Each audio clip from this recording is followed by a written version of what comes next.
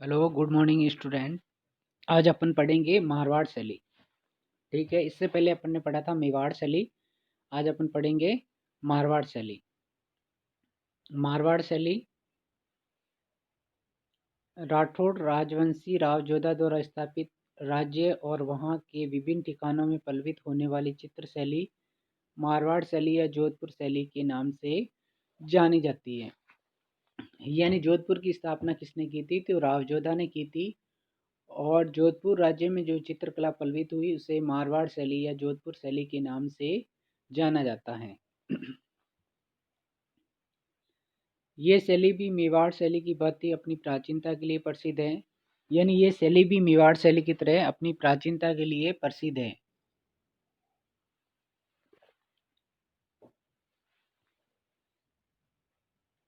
मेवाड़ के अनुरूप मरु प्रदेश में भी भारतीय चित्र और मूर्तन की वैभवशाली विरासत के जीवंत उदाहरण प्रतिहारों की राजधानी मंडोर के द्वार स्थलों, राजप्रसादों एवं मंदिरों में देखने को मिलता है।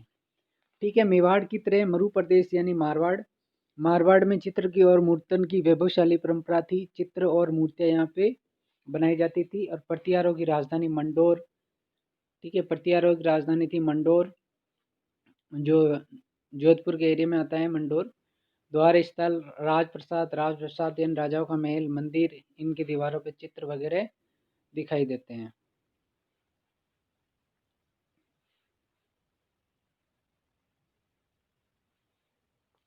अब पुराने जो अवशेष मिले थे इसके मारवाड़ शैली में, उसमें देखा जाए तो तिब्बती यात्री लामा तारानाथ द्वारा 7वीं सदी में मरु प्रदेश में सरंगधर नामक चित्रकार का उल्लेख मारवाड़ शैली की चित्रण परंपरा की प्राचीनता को प्रमाणित करती है।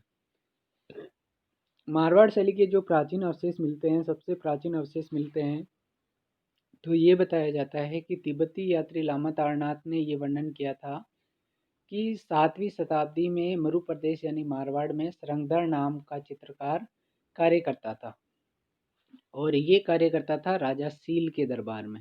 ठीक है, राजा सील के दरबार में कार्य करता था, ये ध्यान रखना। इसमें दे नहीं रखा है पर आपको ध्यान रखना है।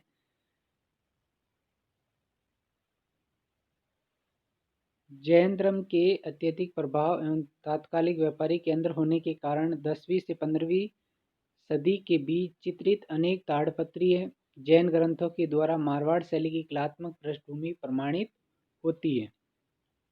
यानी जैन धर्म के अत्यधिक प्रभाव के कारण और ये व्यापारिक केंद्र था मारवाड़। ठीक है, यहाँ पे जैन धर्म के बहुत सारे चित्र मिलते हैं। और वो जो चित्र मिलते हैं वो 10वीं और 15वीं शताब्दी के बीच के मिलते हैं। और वो कौन से ग्रंथ है? ताड़पत्री जैन ग्रंथ। ठीक है, उनके प्रमाण मिलते हैं। ताड़पत्री यानी ताड़ वृक्ष की पत्तियों पे चित्र बनाई गई थी।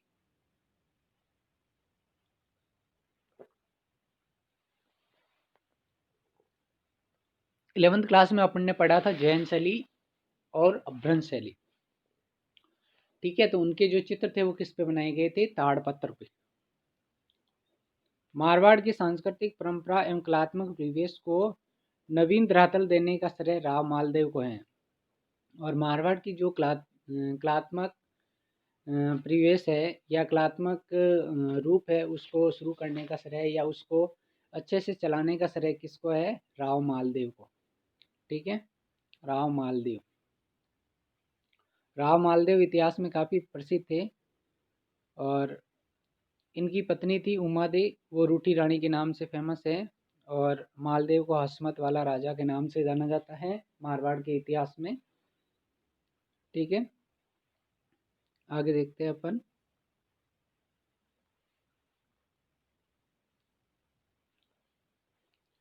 मालदेव ने अपनी दूरदर्शिता, वीरता और विविधता के कारण विभिन्न रियासतों जैसे घानेराव, सिरोही, नागौर, नाडोल, पाली, सोजत, जालोर, पोखरण आदि को मिलाकर एक स्वतंत्र मारवाड़ राज्य स्थापित किया। ठीक है, तो मारवाड़ में छोटी छोटी जो रियासतें थी पास में जोधपुर के आसपास, जैसे घानेराव थी, सिरोही थी, नागौर थी, नाडोल थी, पाली थी, सोजत, जालोर, पोखरण, इन सभी को मिला के उन्होंने एक स्वतंत्र राज्य बनाया था। उसको मारवाड़ राज्य या जोधपुर राज्य का नाम दिया गया। आगे देखते हैं अपन।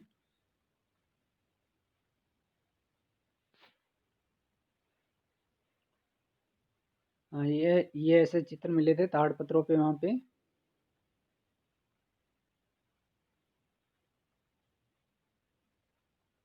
ठीक है, मालदेव ने मारवाड़ राज्य की नींव रखी थी, उसको सभी राज्यों को मिला के, पड़ोसी राज्यों को मिला के, जैसे नाम आए थे सोजत, नाडोल, पाली, जो कई सदियों तक राठौड़ राजवंश के अधीन रहे। और किसके अधीन रहे? मारवाड़ यानी राठौड़ राजवंश के अधीन रहा था।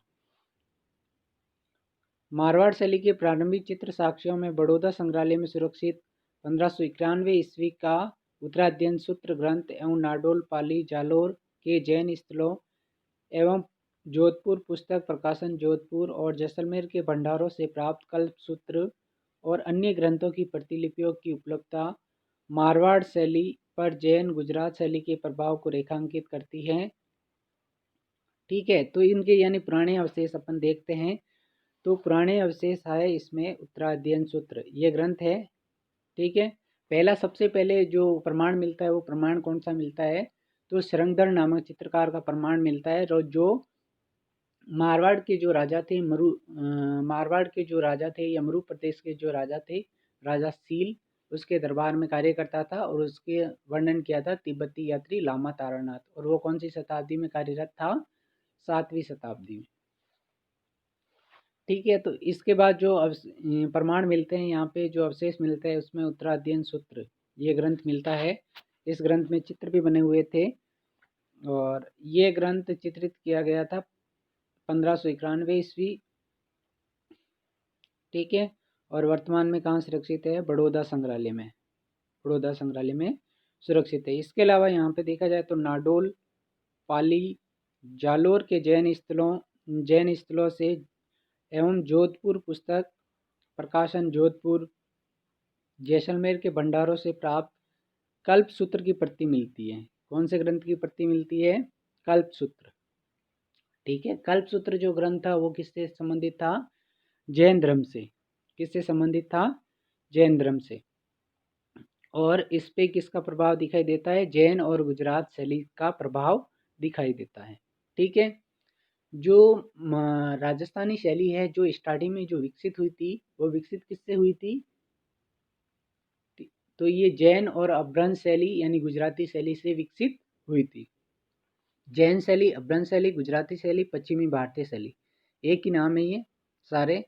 इन्हीं को अलग अलग विद्वानों ने अलग अलग नाम दिए हैं, पर जो सबसे अच्छा नाम माना जाता है वो अपभ्रंश शैली माना जाता है, क्यों सभी का मिला जुला रूप है। अपभ्रंश का मतलब होता है बिगड़ा हुआ रूप। ठीक है, गुजरात शैली यानी गुजरात में भी इसके प्रमाण थे, जिसलिए इसे गुजरात शैली। फिर पश्चिम भारत में भी इसके प्रमाण थे, जिसके कारण इसे पश्चिमी भारतीय शैली, और जैन धर्म से संबंधित थी जिसके कारण इसको जैन शैली। आगे देखते हैं।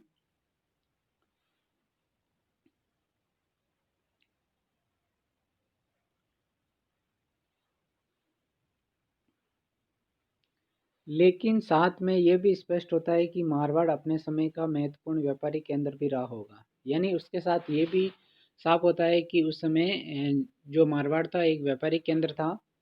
कुंवर संग्राम सिंह के संग्रह में 1623 ईस्वी की बनी रागमाला चित्र श्रृंखला के कुछ चित्रों को मारवाड़ शैली की प्रारंभिक अवस्था के प्रमाणिक साक्ष्य माना जाता है।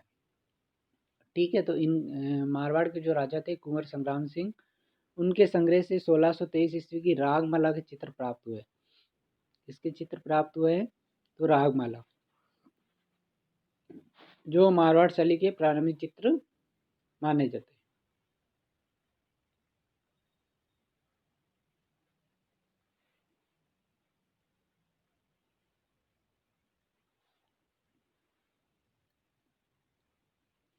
मारवाड़ शैली का विकास समकालीन परिस्थितियों के अनुरूप हुआ। अपभ्रंश और मुगल प्रभाव से युक्त मारवाड़ शैली अपनी मौलिकता के लिए उल्लेखनीय है। ठीक है, इस पे किस किस का प्रभाव हुआ था? अपभ्रंश और मुगल शैली का। फिर भी ये अपनी अलग पहचान बनाने में कायम रही, ये अलग पहचान बनाई इस शैली ने अपनी। महाराजा सूर सिंह के समय 1545 से 1620 ईस्वी मारवाड़ शैली ने एक निश्चित रूप ग्रहण किया। राजा सूरसिंह कालीन अनेक चित्र बड़ौदा संग्रहालय में सुरक्षित है। ठीक है, तो मारवाड़ शैली का जो निश्चित रूप है या सही तरीके से चित्र बनना किसके समय प्रारंभ हुए, तो महाराजा सूरसिंह के समय प्रारंभ हुए थे। और मान लो ये क्वेश्चन बोला जाए कि नवीन धरातल देने का परिणाम किसको श्रेय जाता है, तो ये जाता है मालदेव को। ठीक है, पेंटिंग सही तरीके से स्टार्ट करवाई थी मालदेव ने, और उसको अच्छे पेंटिंग चित्र किसके समय बनना प्रारंभ हुए, तो वो सूरसिंह के समय। सूरसिंह के समय जो चित्र बनाए गए वो बड़ौदा संग्रहालय में सुरक्षित है। उनके समय के सचित्र ग्रंथों में जोधपुर भागवत 1610 और सूरसागर के पद, रसिक प्रिया का चित्रण, डोला मारू के चित्र, मरु प्रदेश के रंगों,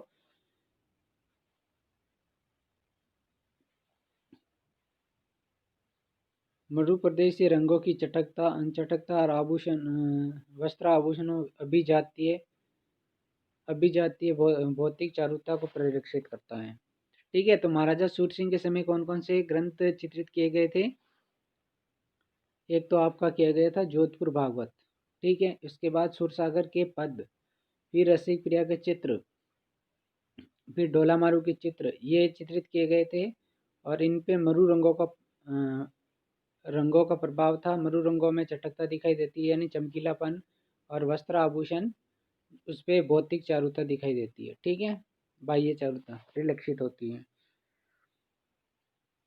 और यहाँ पे ज़्यादातर जो लाल और पीला रंग ही प्रयुक्त किया गया था। ठीक है, मेवाड़ में भी लाल और पीला ही ज़्यादातर प्रयुक्त किया गया था। जो चमकीले रंग होते थे, भड़कीले रंग होते थे, इनका ज़्यादा इसमें प्रयोग किया गया था।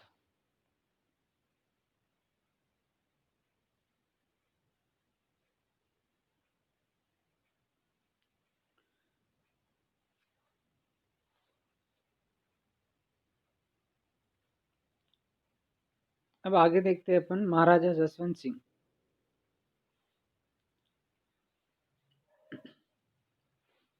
महाराजा जसवंत सिंह एक विद्वान एवं कला प्रेमी थे। उनके समय में मारवाड़ वल्लभ संप्रदाय का प्रमुख केंद्र रहा और कृष्ण चरित्र को आधार बनाकर अधिक चित्रण हुआ। यानी उसके बाद जो महाराजा जसवंत सिंह आए थे, तो एक विद्वान और कला प्रेमी राजा था, और इनके समय में वल्लभ संप्रदाय का मारवाड़ प्रमुख केंद्र था। वल्लभ संप्रदाय यानी भगवान कृष्ण से संबंधित चित्र यहाँ पे अधिक बनाए गए थे।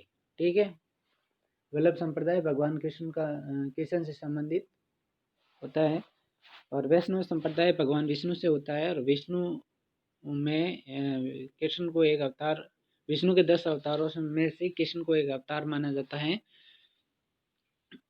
ठीक है, तो इसको कहीं कहीं पे वैष्णव संप्रदाय भी लिखा जाता है और कहीं कहीं पे वल्लभ संप्रदाय भी लिखा जाता है। और एक इसका मार्ग है पुष्टि मार्गीय संप्रदाय। तो पुष्टि मार्गीय संप्रदाय की एक परंपरा थी, कौन सा? हवेली संगीत और चित्रकला, ये परंपरा थी पुष्टि मार्गीय। और पुष्टि मार्गीय ने ज़्यादातर श्रीनाथ जी को, जो कृष्ण का दूसरा रूप था श्रीनाथ जी को, उसी को ज़्यादातर यहाँ पे चित्रित किया था। जसवंत सिंह के पश्चात मारवाड़ राज्य मुगलों से सदैव संघर्षरत रहा। जसवंत सिंह के बाद जो मारवाड़ राज्य था वो मुगलों से संघर्षरत रहा। कालांतर में अजीत सिंह के समय 1724 ईस्वी ये पुनः अपने वैभव को प्राप्त हुआ। यानी मुगलों का संघर्षरत होने के कारण यानी कला का विकास नहीं हुआ। फिर बाद में जैसे समय चेंज होता गया, वैसे अजीत सिंह के समय वापस यानी चित्र बनना प्रारंभ हुए थे। अजीत सिंह के पश्चात उसके पुत्र अभय सिंह 1724 से 1748, बढ़त सिंह 1624 से 1652 के समय क्रम से जोधपुर नागौर में चित्रकला के भित्ति चित्रण एवं पोती चित्रण बनते रहे। यानी चित्रकला के जो अवशेष पाए गए हैं, इन राजाओं के समय अजीत सिंह के पुत्र अभय सिंह के बाद बढ़त सिंह, और इस समय के जो चित्र थे वो जोधपुर और नागौर में बनते रहे थे। भित्ति चित्र भी प्राप्त हुए। भित्ति चित्र का मतलब होता है दीवार पे जो चित्र बनाए जाते हैं उनको भित्ति चित्र के नाम से जाना जाता है। पोती चित्र यानी इसमें किताबों में जो चित्र बनाए जाते, लिखने के साथ साथ जो उनका एल्बम होता था उसमें तो चित्र बनाए जाते थे, वो पोती चित्र के नाम से जाने जाते हैं।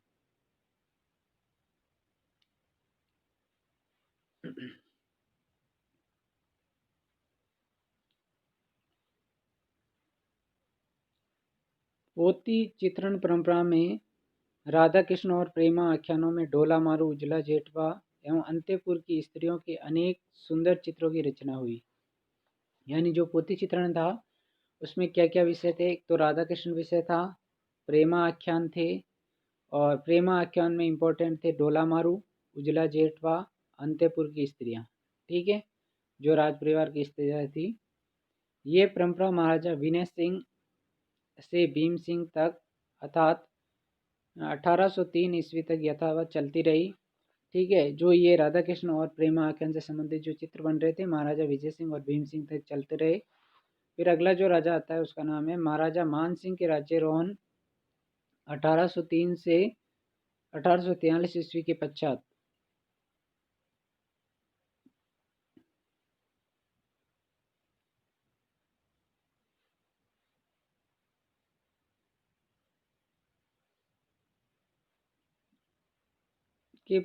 मारवाड़ शैली में एक नवीन विषय वस्तु के रूप में नाथ पंथ संप्रदाय से संबंधित चित्रों की रचना होने लगी।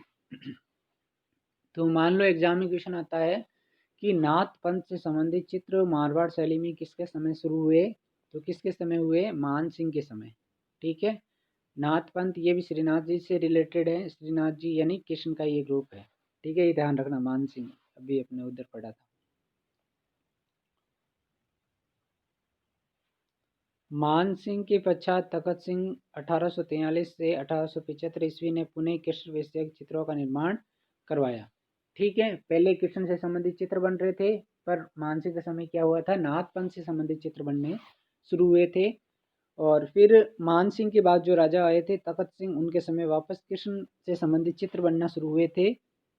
उनके समय के तखत विलास, तीजा मानसीसा के मंदिर आदि के सुंदर भित्ति चित्र जोधपुर दुर्ग में विद्यमान है। यानी तखत सिंह के समय कहाँ कहाँ चित्र बनाए गए? एक तो तख्त विलास में, ये महल का नाम है, महाराजा तखत सिंह ने बनाया था। और तीजा माजीसा मंदिर की दीवारों पे सुंदर चित्र दिखाई देते हैं। और उसके जोधपुर का किला जो है, ठीक है, मेहरानगढ़ दुर्ग जो चिड़िया टूक पहाड़ी पे बना हुआ है, उनमें चित्र देखने को मिलते हैं। लेकिन 18वीं सदी से मुगल प्रभाव दृष्टिगोचर होने लगा, जिसकी पूर्ण परिणति महाराजा जसवंत सिंह द्वितीय 1873 से 95 ईस्वी के समय देखी जा सकती है। फिर 18वीं सदी के में क्या हुआ था कि यहाँ पे मुगल शैली का प्रभाव आने लगा। तो मुगल शैली का पूरी तरीके से प्रभाव आया था महाराजा जसवंत सिंह द्वितीय के समय, देखा जा सकता है मतलब उनके चित्रों में। अब ये ध्यान रखना, यहाँ पे जो मेवाड़ शैली थी, तो मेवाड़ शैली में ये बताया गया है कि मुगल शैली का प्रभाव सर्वप्रथम किसके समय आया था? तो महाराजा अमर सिंह प्रथम के समय आया था। ठीक है, अमर सिंह प्रथम के समय। और यहाँ पे किसके समय दिखाई देता है? तो महाराजा जसवंत सिंह द्वितीय। ये ध्यान रखना है। आगे देखते हैं।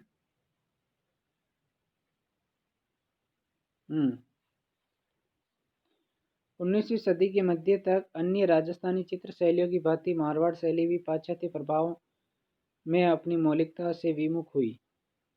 यानी इस पे फिर मुगल शैली के बाद इसका किसका प्रभाव पड़ा? पाश्चात्य प्रभाव। पाश्चात्य का मतलब विदेशी प्रभाव पड़ा था, पश्चिम की कला का प्रभाव पड़ा था, यूरोप की कला ज़्यादातर, और ईस्ट इंडिया कंपनी का शासन था। तो अंग्रेजी कला का प्रभाव होने के कारण ये कला अपनी मौलिकता खो बैठी और ये कला धीरे धीरे समाप्त होने लगी। लेकिन मारवाड़ शैली में जोधपुर के अतिरिक्त बीकानेर एवं किशनगढ़ राज्य प्रमुख कला केंद्र प्रभावशाली ढंग से उभरे।